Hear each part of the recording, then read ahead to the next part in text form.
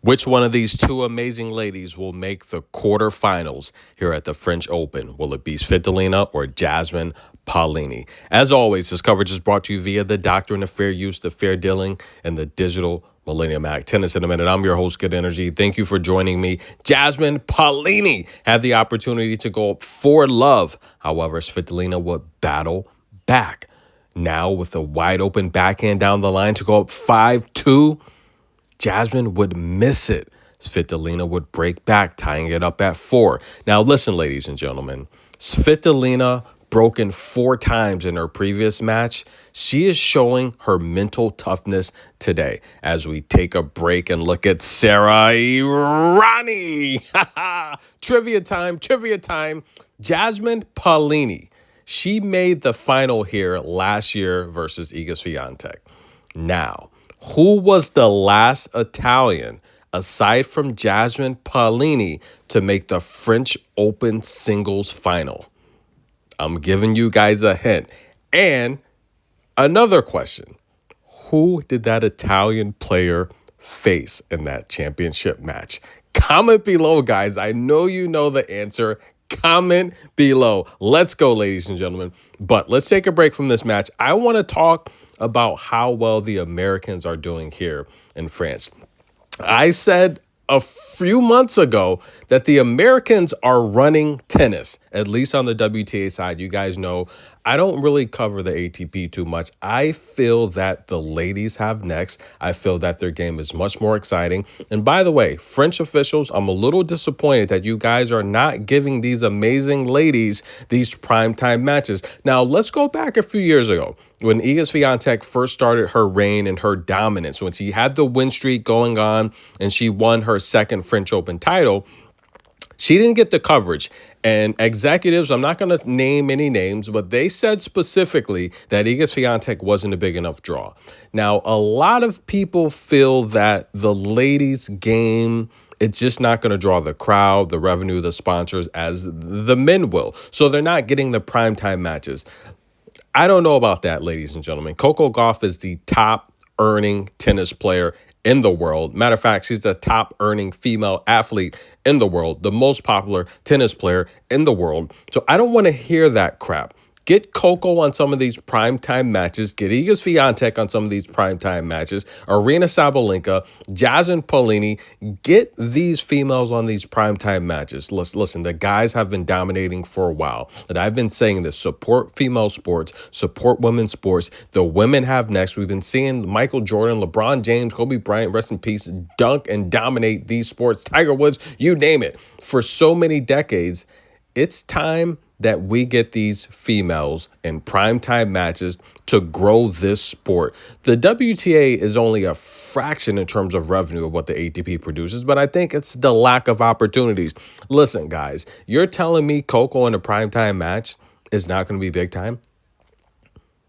Iga Swiatek, they did her wrong a few years ago, and I'm still a little bit salty about that because I've voiced a lot of videos, my opinion, stating that Iga Swiatek chasing Venus Williams' record needed to be put on prime time in the French Open. That was horrible. But nonetheless, the argument is you're going to spend this kind of money for a match that's going to go 90 minutes, or you're going to have a 5-setter match between the guys that goes 3 hours. Yeah, possibly more bang for your buck. But the contrast to that is, look, I don't want to be sitting in a hard seat for 4 hours. Okay, maybe some people want to watch a great match and get on with their life. I don't know. You guys comment below. But let's take a look at the Americans here that are just dominating here in France. Coco Gauff, big game Jessie P. Yeah, what do you think about that, guys? Haley Baptiste, Madison Keys. Yes, ladies and gentlemen, Amanda Anisimova. Yes, guys, we are doing amazing here in France, and I'm telling you guys, an American's going to win this title, and it's going to be Coco Gauff. However, let's pick up back here, ladies and gentlemen. Jasmine Paolini is winning The majority of these rallies, every rally is about 6 shots. And Jasmine showing her athletic ability, her speed. Now, Svitolina, guys, she's aging. Look, she's 30 years old now. But the reality here is I think this pace is too grueling for her. She's playing fast. She's looking uncomfortable behind there. This is Jasmine's pace. She's got a short center of gravity. She's very fast. And the forehand has improved so much since I started covering Jasmine several years ago. It's just amazing what she's been able to do with the forehand. However, ladies and gentlemen, Svitolina is an amazing shot maker. She's now starting to make Jasmine make a little bit more mistakes. However, if you factor in someone like Coco Gauff and how she does so well against Svitolina, it's because of the backhand. Svitolina prefers the forehand. Jasmine prefers the forehand. But if you factor someone like Coco Gauff against Svitolina, she hits into the backhand a little bit too often, and that's why Coco does too well against Svitolina. However, Svitolina is starting to get a little bit frustrated. I feel that she's attacking the deuce side of Jasmine a little bit too much, and I think the metrics speak for themselves. On the second serve, when Svitolina is attacking the deuce side, she's losing the majority of these points. So she's got to focus more on possibly situational serving. Go away from the deuce side. She's losing those points. And Jasmine stepping in. The analytics show that she's not winning those points, but she's comfortable serving that way. I don't think it's a good decision.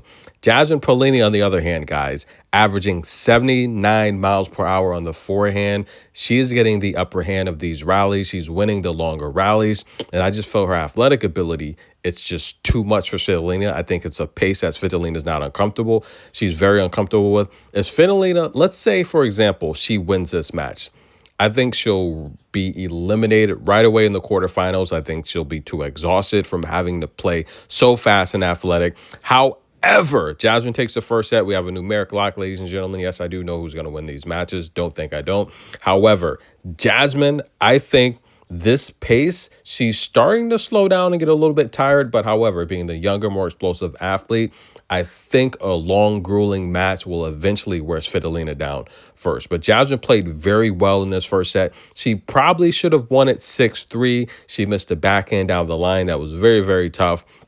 However, ladies and gentlemen, Jasmine Paolini is just having an amazing year.